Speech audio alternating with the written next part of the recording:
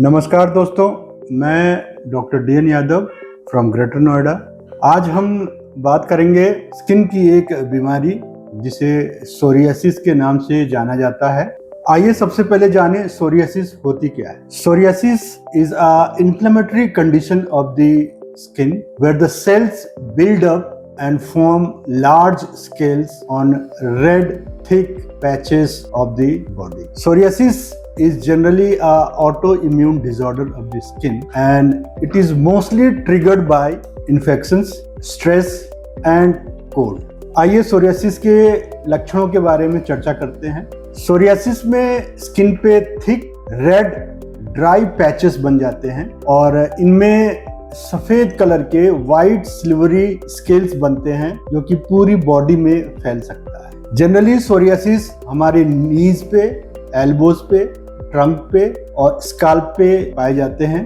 Palms में और souls में भी सोरियासिस देखने को मिलती है, लेकिन बहुत ही रेयर केसेस में ऐसा होता है। सोरियासिस का जो दूसरा मुख्य लक्षण है वो है रिज्ड नेल्स एंड पीटेड नेल्स। नाखून जो है खुरदरे और गड्ढेनुमा हो जाते हैं और इनमें छोटे छोटे पिट्स बन जाते हैं। कुछ सोरियासिस के मरीजों में जॉइंट्स की इन्फ्लेमेटरी कंडीशंस भी देखने को मिलती है जिसे हम सोरियाटिक आर्थराइटिस कहते हैं। होम्योपैथी में सोरियासिस का बहुत ही अच्छा ट्रीटमेंट है और थोड़े से पेशेंस के साथ अगर मरीज अपना इलाज कराते हैं तो परमानेंटली होम्योपैथी में सोरियासिस क्योर हो जाती है। हमारे ग्रेटर नोएडा और एनसीआर के सेंटर्स में हमने बहुत सारे सोरियासिस मरीजों का ट्रीटमेंट किया है और वो आज अपनी लाइफ में बिल्कुल पूरी तरह से खुश हैं। और सबसे मजेदार बात ये रही उन ट्रीटमेंट्स में कि इनका रिकरेंस अभी तक नहीं हुआ है। जनरली सोरियासिस को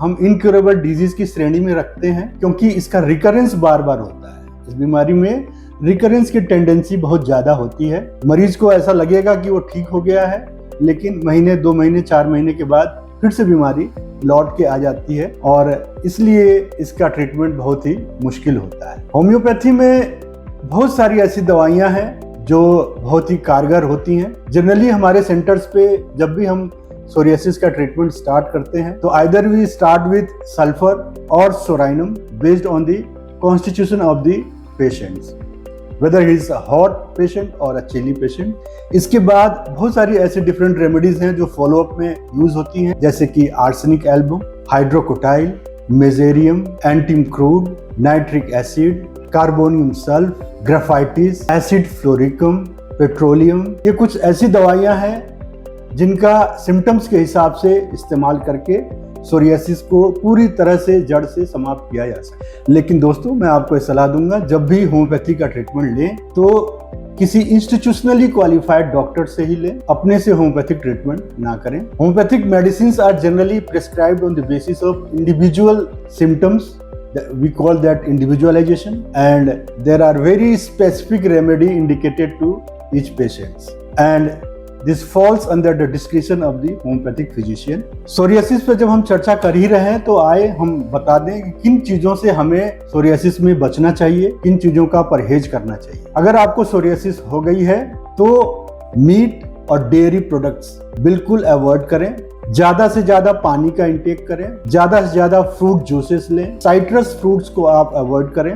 जितने भी बोटल्ड फूड्स हैं या टिन्ड या पैक्ड फूड्स हैं उनको अवॉइड करिए। अल्कोहल बिल्कुल अपनी लाइफ से बाहर कर दीजिए क्योंकि अल्कोहल एक बहुत ही ट्रिगरिंग फैक्टर है सोरियासिस के लिए और कई बार ऐसा देखा गया है कि अल्कोहल लेने वाले मरीज अपने लेटर लाइफ में फिर से उनमें बार बार रिकरेंसी देखने को मिलती है सोरियासिस की। कुछ विटामिन सप्लीमेंट्स हैं जो आप सोरियासिस के केस में लेते हैं तो आपको बहुत ही ज्यादा फायदा होता है, जैसे कि जिंक 30 to 40 mg आप ले सकते हैं।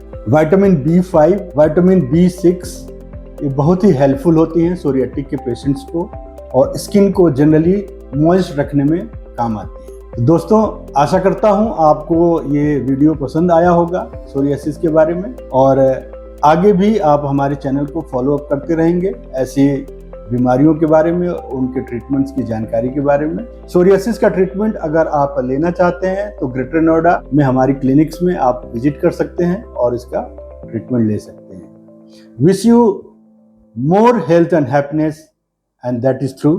होम्योपैथी। Thank you.